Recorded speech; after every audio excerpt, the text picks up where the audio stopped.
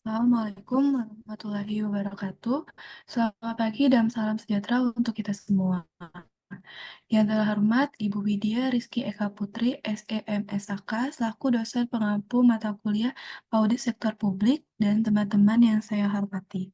Puji dan syukur kehadirat Allah Subhanahu wa Ta'ala atas berkat rahmat serta karunia-Nya kita masih dapat berkumpul dalam Zoom meeting pada pagi hari ini dalam keadaan sehat.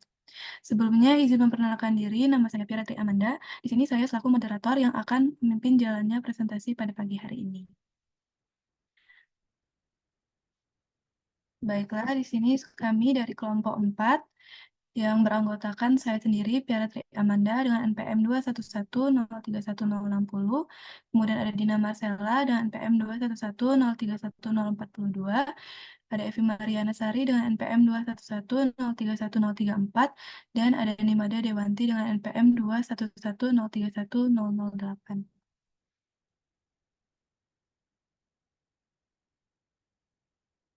Baiklah, untuk mengefisiensikan waktu, langsung saja materi yang pertama akan saya sampaikan. Mengenai karakter industri, bidang, organisasi, sektor publik. Pemahaman dan pengetahuan yang cukup tentang karakter industri atau bidang atau organisasi sektor publik harus dimiliki oleh auditor. Dengan pemahaman dan pengetahuan yang cukup akan karakter industri atau bidang atau organisasi sektor publik, maka auditor dapat dengan mudah memahami peristiwa-peristiwa, transaksi, dan praktik yang dapat berpengaruh secara signifikan pada laporan keuangan sektor publik. Lalu bagaimana memahami bisnis dan aktivitas operasional klien agar memastikan mutu yang tinggi atas jasa yang diberikan. Hal itu dapat dilakukan dengan yang pertama, yaitu mengembangkan harapan atas laporan keuangan. Artinya itu melibatkan penggunaan pengetahuan tentang kinerja bisnis untuk mengembangkan harapan atas jumlah yang dilaporkan dalam laporan keuangan. Pengetahuan atas kecenderungan kegiatan utama organisasi sektor publik merupakan hal yang penting untuk menilai kelayakan kegiatan operasi, keuangan, dan investasi organisasi. Auditor harus dapat mengenali risiko dan mengenali adanya laporan keuangan yang tidak sesuai dengan kinerja entitas agar dapat melaporkan secara tepat kondisi keuangan organisasi sektor publik. Yang kedua itu adalah pengaruh industri terhadap sistem informasi. Artinya, pemahaman mengenai kegiatan operasional industri akan membantu seorang auditor untuk memahami masalah-masalah sistem informasi yang penting bagi seorang klien. Auditor harus memahami implikasi pekerjaan audit apabila sistem informasi dan pengendalian internal organisasi sektor publik berbeda dengan praktik pada umumnya.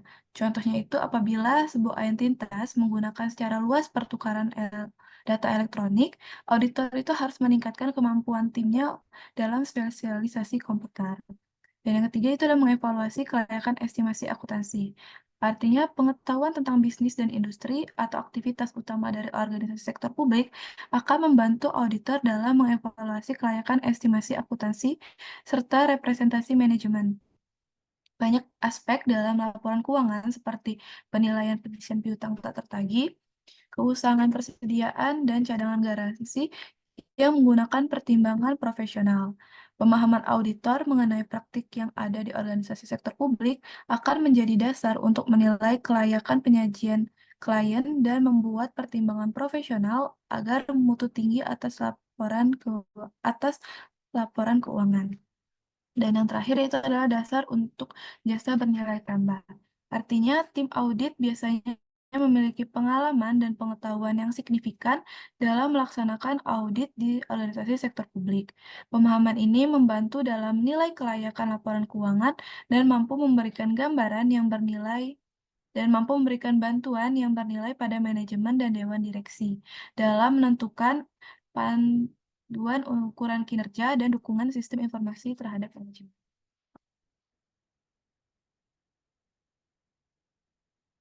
Nah, lalu apa sih tujuan survei awal? Tujuan dari survei awal ini adalah untuk memperoleh informasi dan gambaran umum auditan. Nah, perolehan informasi dan gambaran umum auditan ini akan memberikan manfaat berupa pemahaman yang mendalam mengenai dasar hukum atau peraturan yang berlaku, tujuan organisasi, kegiatan operasional, metode, prosedur, kebijakan yang berlaku, masalah-masalah keuangan, dan informasi di lapangan terkait pemerintah atau organisasi sektor publik. Next slide.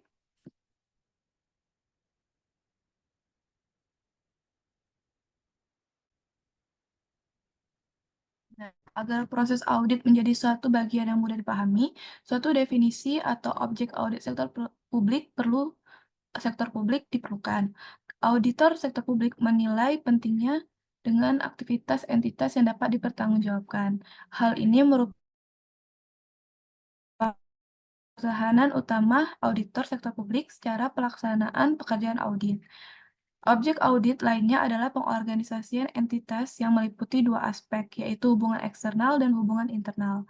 Dalam aspek hubungan eksternal, auditor harus paham dengan klien-klien organisasi.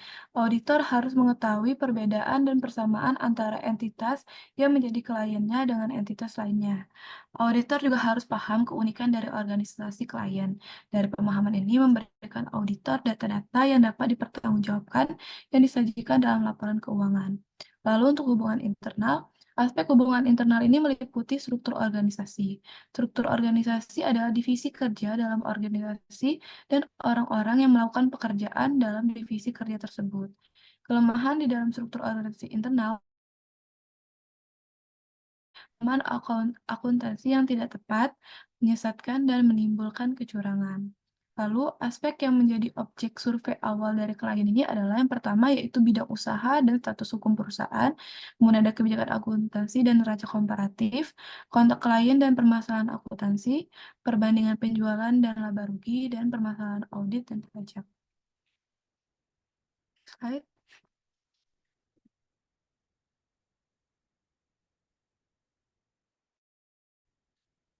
Lalu untuk kertas kerja survei awal, itu digunakan sebagai alat bantu bagi auditor saat melakukan persiapan survei awal, merekam semua informasi yang dikumpulkan, dan menyiapkan pengelolaan data atau informasi yang telah terkumpul.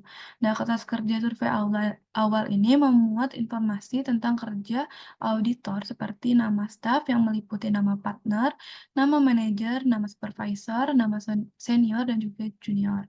Sedangkan untuk waktu pemeriksaan ini terdiri dari waktu dimulainya pemeriksaan, lama waktu pemeriksaan, deadline, yaitu selesainya kapan, dikirim kemana, sampainya kapan, pada siapa laporan itu dikirim, dan juga jumlah anggaran yang berisi tentang jumlah jam kerja dan biaya audit.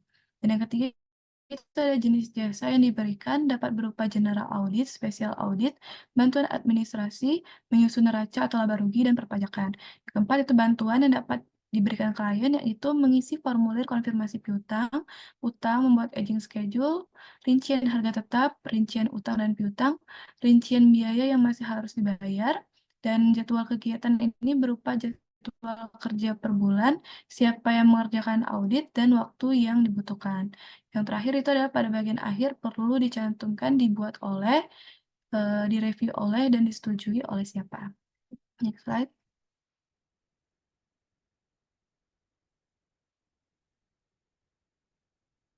Selanjutnya itu terkait dengan regulasi yang terkait.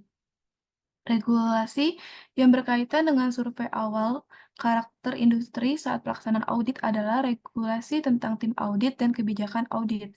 Nah, regulasi tentang tim audit ini akan memperjelas nama-nama yang akan melakukan survei awal terhadap entitas, sedangkan kebijakan audit berkaitan dengan lingkup survei awal yang akan dilakukan berdasarkan kebijakan audit tersebut. Yang kedua itu adalah dokumen pelaporan dan perencanaan dari organisasi yang akan diaudit.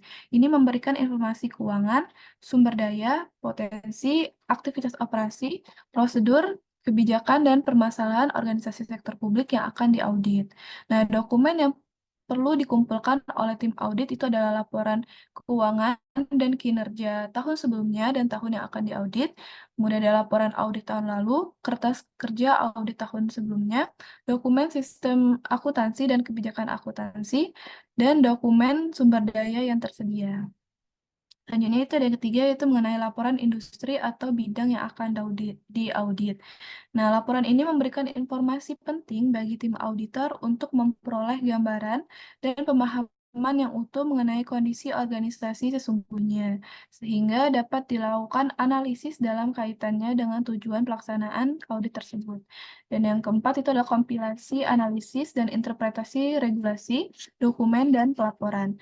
Nah, regulasi, dokumen-dokumen organisasi, hasil pengamatan, dan laporan-laporan organisasi yang telah dikumpulkan oleh tim audit akan dilakukan interpretasi atau penganalisisan. Nah, hasil interpretasi dan analisisnya akan dikompilasi atau dihimpun menjadi sebuah kerangka awal untuk melakukan proses audit. Slide.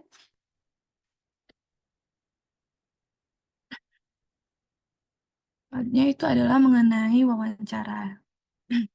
Nah, wawancara ini terbagi menjadi dua, yaitu dengan pertanyaan terbuka dan pertanyaan tertutup. Pertanyaan terbuka ini memberikan pilihan bagi orang yang diwawancarai untuk menanggapi. Nah, responden ini biasanya terbuka dan bebas menjawab. Selanjutnya itu adalah wawancara dengan pertanyaan tertutup, yaitu membatasi jawaban orang yang diwawancarai. Responden diberi suatu pertanyaan dengan pilihan jawaban. Namun, responden tidak mempunyai kesempatan menulis tanggapan responden sendiri. Dan yang itu dan terakhir mengenai struktur dalam wawancara. Itu ada tiga, yaitu struktur piramida, struktur corong, dan struktur berbentuk wajib. Struktur piramida ini yaitu pihak yang bertanya mulai menanyakan pertanyaan-pertanyaan yang detail, biasanya berupa pertanyaan tertutup. Kemudian penanya memperluas topik dengan mengajukan pertanyaan-pertanyaan terbuka dan membuka jawaban-jawaban yang lebih umum. Kemudian ada struktur corong, yaitu pihak yang bertanya mulai menanyakan pertanyaan-pertanyaan umum dan terbuka, lalu membatasi jawaban dengan mengajukan pertanyaan-pertanyaan yang lebih detail dan juga mendalam. Dan yang terakhir itu adalah mengenai struktur berbentuk wajik, yang itu struktur ini harus dimulai dengan suatu cara khusus, kemudian menentukan hal-hal yang umum, dan akhirnya mengarah pada kesimpulan yang spesifik. Sekian penjelasan dari saya, materi selanjutnya akan dilanjutkan oleh rekan saya.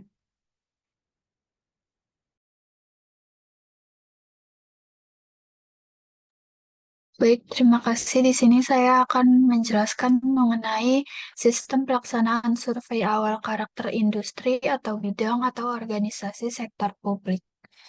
Survei pendahuluan merupakan kegiatan untuk mendapatkan informasi tanpa melakukan verifikasi secara rinci mengenai bagian atau fungsi yang akan diaudit dengan tujuan untuk lebih memahami klien, mengidentifikasi area atau bidang yang memerlukan penekanan khusus dalam audit, memperoleh informasi awal sebagai bahan untuk melaksanakan pekerjaan atau file work, menentukan apakah perlu melakukan audit lebih lanjut. Dengan kata lain, survei pendahuluan berguna untuk memahami lebih baik mengenai tujuan, proses, risiko, dan pengendalian dari bagian atau fungsi yang akan diaudit. Next slide.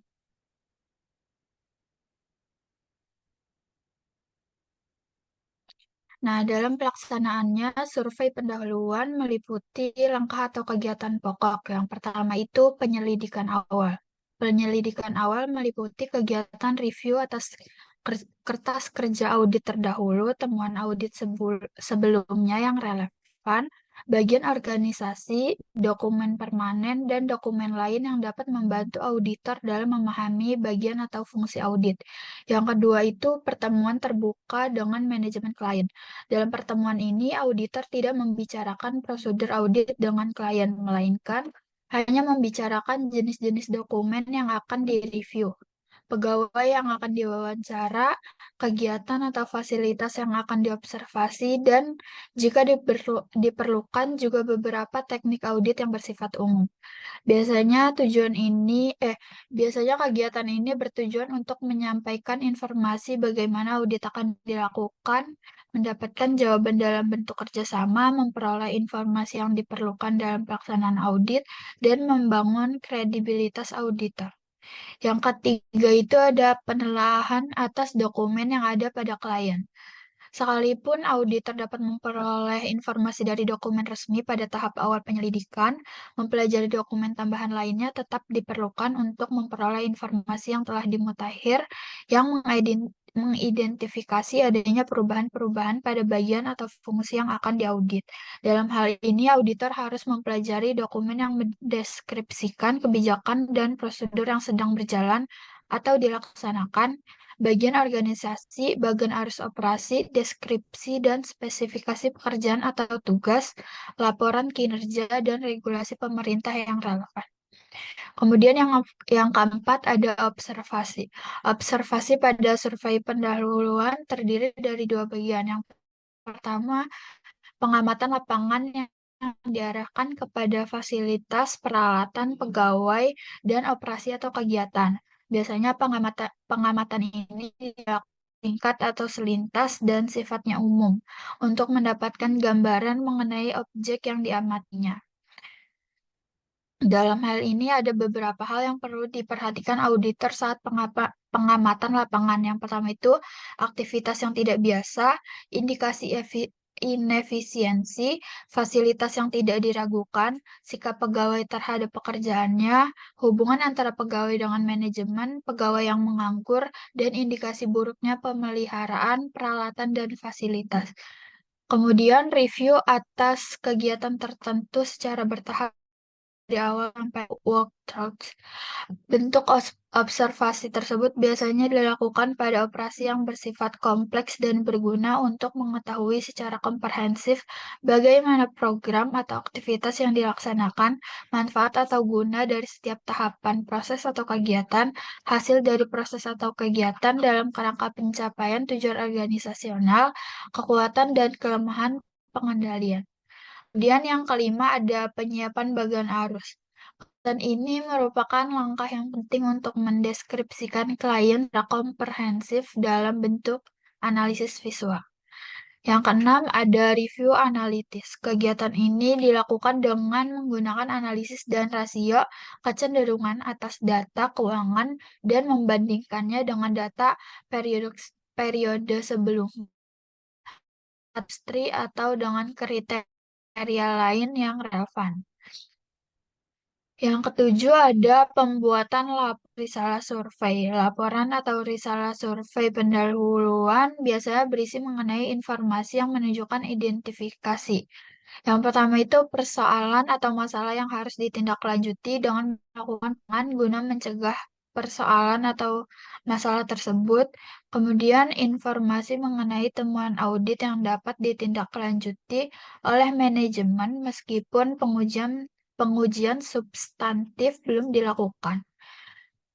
Lalu informasi mengenai estimasi waktu dan sumber daya atau staf auditor dan anggaran yang diperlukan bila pekerjaan lapangan hilang. Next slide. Selama survei pendahuluan, auditor harus mengumpulkan informasi yang esensial yang umumnya diklasifikasikan berdasarkan fungsi manajemen, yaitu yang pertama informasi yang berkenaan dengan perencanaan. Itu ada tujuan suatu aktivitas atau bagian, baik tujuan jangka pendek maupun jangka panjang, kebijakan, petunjuk instruksi, prosedur, anggaran, program, proyek atau penelitian khusus yang dilaksanakan, perencanaan khusus yang sedang disusun, gagasan penyempurnaan yang belum dikembangkan, operasional operasionalisasinya, gagasan penyempurnaan gagasan belum dikembangkan,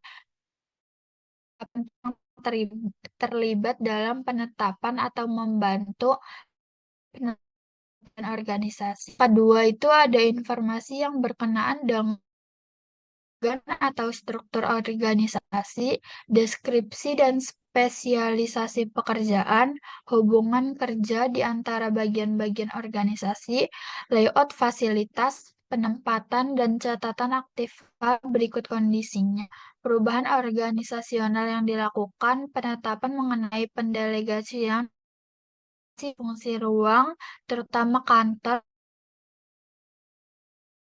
Tiga, ada informasi yang berkenaan dengan pengarahan atau pengaturan. Instruksi operasi kepada pegawai. Berikut informasi mengenai instruksi tersebut jelas dan dapat dipahami. Keseimbangan wewenang dan tanggung jawab. Restriksi kemampuan organisasional dalam penempatan tugas. Dan yang terakhir itu ada informasi berkenaan dengan pengendalian, standar dan pedoman kinerja, sinyal atau tanda-tanda yang mengindikasikan adanya pemborosan atau kemewahan, laporan keuangan dengan fokus, identifikasi kecenderungan perbandingan anggaran dan realisasinya, kemajuan yang mempertimbangkan batas waktu, biaya, serta peningkatan atau penurunan produktivitas, aktivitas dan prosedur yang bersifat khusus seperti penyerahan atau pemberian kontrak, penilaian aplikasi pinjaman atau utang berikut mekanisme persetujuannya, penjualan aktiva organisasi, penggunaan jasa leasing atau pembiayaan aktiva, dan dengan pendapat pegawai. Next slide.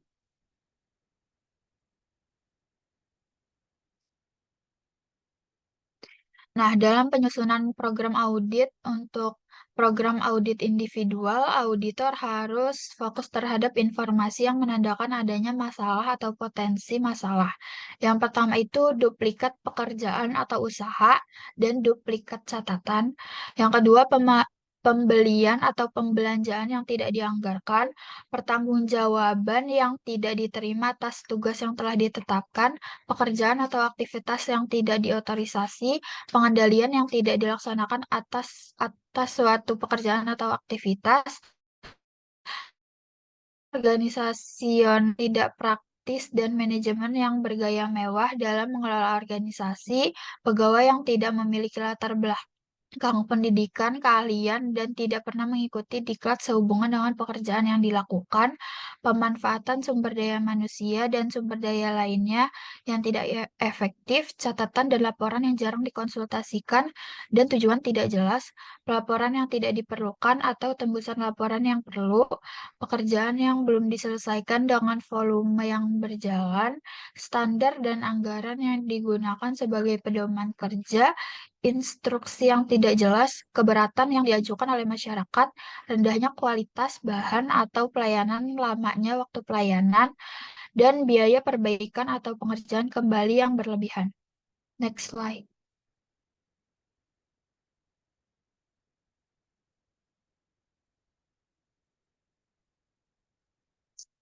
Kemudian ada siklus pelaksanaan survei awal karakter industri atau bidang organisasi sektor publik. Persiapan instrumen survei. Pada tahap ini, tim audit mempersiapkan berbagai perlengkapan dan peralatan, jenis informasi yang ingin diperoleh, dan teknik survei yang personil dan bertugas melakukan survei. Perumusan tujuan survei dan penyusunan langkah kerja survei dilakukan pada tahap prasurvei oleh tim audit. Pada tahap ini, koordinasi dengan entitas auditan harus dilakukan agar tujuan survei dapat tercapai secara maksimal. Beberapa teknik pengumpulan data yang dapat digunakan saat survei awal karakter industri meliputi angket, kuesioner, wawancara, observasi, dan studi dokumentasi. Data yang sudah diperoleh tersebut kemudian dicatat dan disajikan dalam kertas kerja audit. Kemudian ada pertemuan dengan organisasi yang akan diaudit. Audit terhadap organisasi yang akan diaudit didahului dengan adanya pertemuan antara ketua dan anggota tim audit dengan pihak organisasi teraudit. Pertemuan pembukaan ini memiliki beberapa tujuan, yaitu memperkenalkan anggota tim audit kepada pimpinan teraudit, menyampaikan ringkasan metode dan prosedur yang akan digunakan dalam melaksanakan audit, menegaskan hubungan formal antara tim audit dan teraudit, mengkonfirmasi jadwal pertemuan-pertemuan dan penutupan audit, dan mengklarifikasi setiap rencana audit yang dirasa masih belum jelas. Kemudian yang terakhir, pelaksanaan survei. Pada tahap pelaksanaan survei pendahuluan audit, tim audit mengumpulkan semua informasi yang diperlukan. Kegiatan yang dilakukan pada tahapan survei ini meliputi mengumpulkan informasi yang relevan dengan tujuan survei, interpretasi dan telaah data, identifikasi potensi kelemahan, dan membuat kesimpulan. Hasil pengamatan dan data disusun dalam kertas kerja audit survei awal informasi. Data dan hasil pengamatan yang telah terkumpul kemudian diinterpretasikan dan ditelaah. Jika ditemukan adanya ketidaksesuaian, maka pendalaman atau tindak lanjut dapat dilakukan oleh tim audit. Selanjutnya, identifikasi potensi kelemahan dan pelaksanaan operasional dan unsur sistem pengendalian manajemennya. Setelah semua dilakukan, langkah terakhir adalah membuat kesimpulan hasil survei pendahuluan. Dari kesimpulan ini, tim audit diharapkan sudah memiliki kerangka awal yang kuat untuk melanjutkan proses audit berikut. Sekian materi dari saya. Materi selanjutnya saya serahkan kepada rekan saya. Materi selanjutnya mengenai teknik pelaksanaan survei awal karakter industri atau bidang dan organisasi sektor publik. Nah, teknik pelaksanaan survei ini memiliki dua, yaitu wawancara dan kuesioner. Teknik pertama itu wawancara, yaitu dengan mengumpulkan data yang dilakukan dengan menggunakan pertanyaan secara lisan kepada objek audit. Nah, yang kedua itu ada teknik kuesioner. Dia dilakukan dengan melakukan pengumpulan data primer di mana pertanyaan-pertanyaan auditor ini berasal dari jawaban responden yang disampaikan melalui tulisan. Next.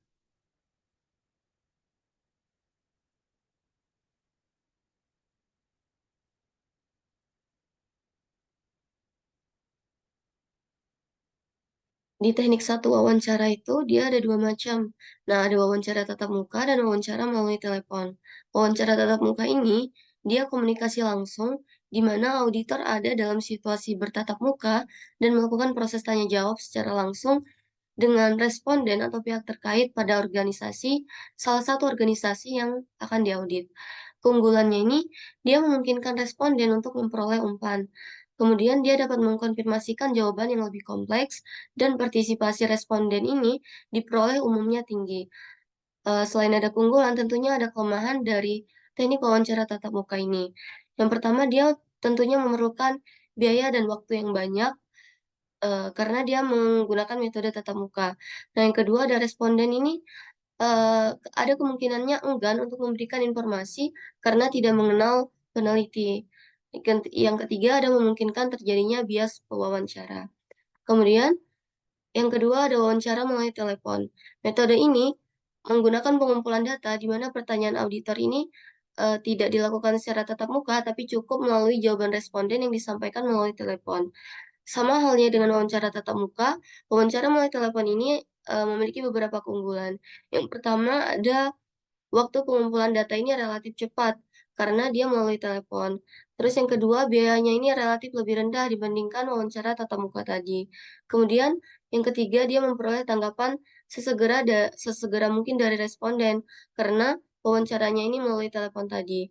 Kemudian kelemahannya juga itu auditor mungkin saja tidak dapat mengamati ekspresi responden pada saat memberikan tanggapan.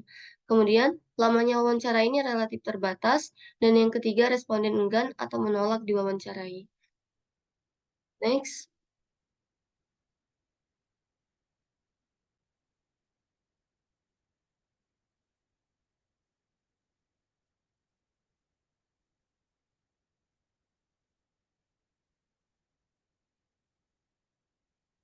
Selain menggunakan teknik wawancara yang pertama tadi, teknik kedua ada menggunakan kuesioner.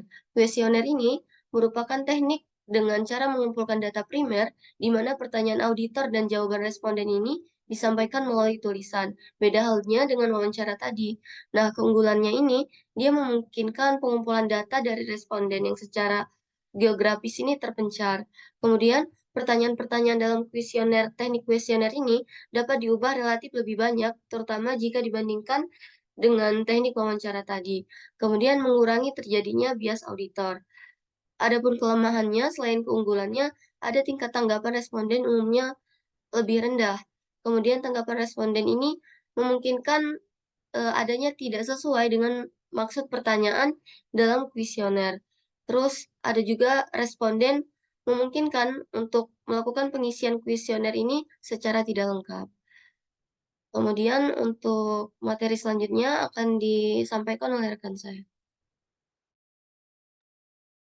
Baik, terima kasih. Di sini saya akan membahas mengenai studi kasus mengenai BPK mulai audit BAPEPAM, laporan keuangan. Nah, BPK atau Badan Pemeriksa Keuangan itu tertarik untuk mulai mengaudit kinerja BAPEPAM LK pada tahun 2010. Oleh karena itu, tim auditor dari BPK mendatangi Self-Regulator Organization atau disingkat SRO yang terdiri dari PT Bursa Efek Indonesia, PT Kustodian Sentral Efek Indonesia, dan PT Clearing Penjaminan Efek Indonesia untuk mendapatkan gambaran mengenai struktur pasar modal dan kinerja BAPEPAM LK secara keseluruhan.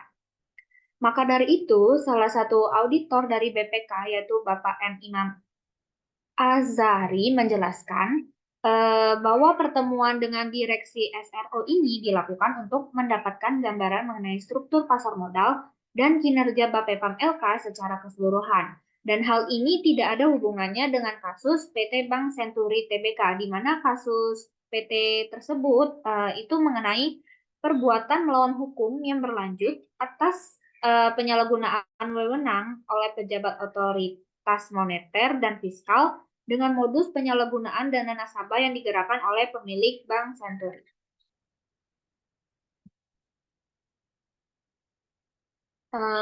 Dari kasus tadi yang telah dipaparkan, itu ada keterkaitannya dengan materi yang dibahas oleh kelompok ini. Di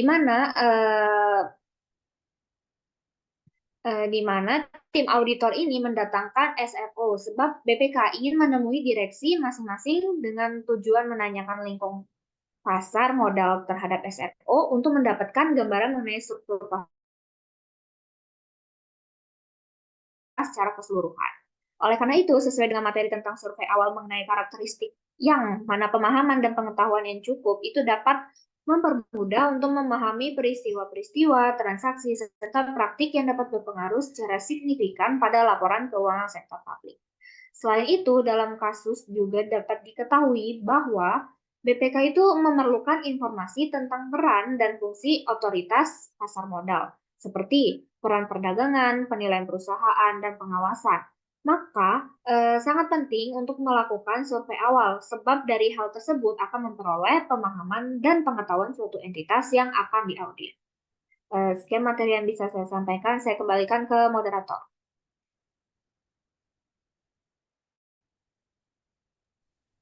Baiklah, penyampaian mengenai kasus mengakhiri presentasi kami pada hari ini. Semoga apa yang kami sampaikan dapat memberikan manfaat bagi kita semua. Saya tutup, wabillahi taufiq wal hidayah. Wassalamualaikum warahmatullahi wabarakatuh.